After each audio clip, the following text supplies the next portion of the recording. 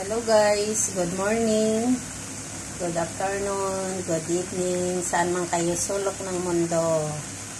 Yan po, welcome po sa ating YouTube channel, Tita Lourdes Vlog. Pa-support naman mga guys, pa-subscribe, pa-share at pa-watch na rin, like, pa-comment na rin mga guys. Ito simpleng ulam lang po ang ating lulutuin.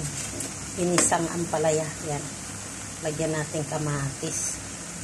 Inisa na yan sa bawang at sibuyas. Yan po. At kunting asin. Paminsan-minsan tayo ampalaya. Yan. Kayo po anong mga ulam ninyo dyan? Madali ang luto lang ito. Lang muna ang ating lulutuin.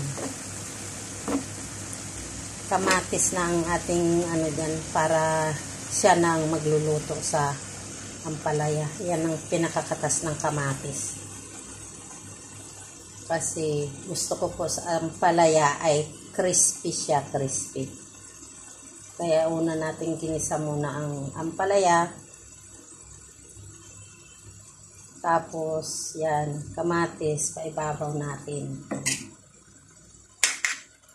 Pwede na nating halo-haloin. Yan. Para maluto siya. Yan guys. Paborito ko ang palaya. Kayo, anong mga ulam ninyo dyan? Mga ka-OFW ko dyan. Nandito po tayo ngayon sa Kuwait. Today is Friday. Our day of for today.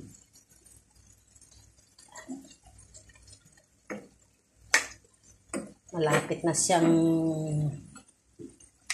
maluto. Kayaan lang natin siyang huwag na natin takpan para po hindi siya lumambot. Yan, oh. Mambango. May naamoy. Masarap din to guys, igisa sa tuna. Ayan o. Ayan, nakita nyo, nagsasabaw na po siya. Hindi na po kailangan lagyan natin ng tubig para hindi siya malata. Yan, yung katas ng kamatis.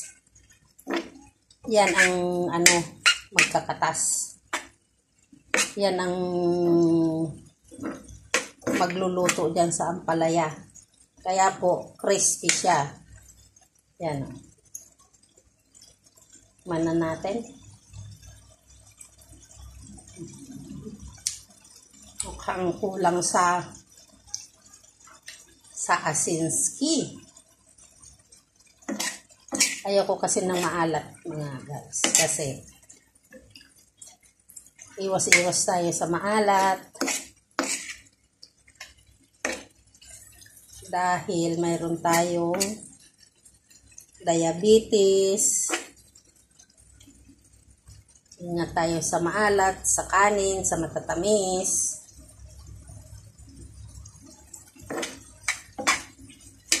Lagyan natin mamaya ng kunting asin para may alat naman ng kunti.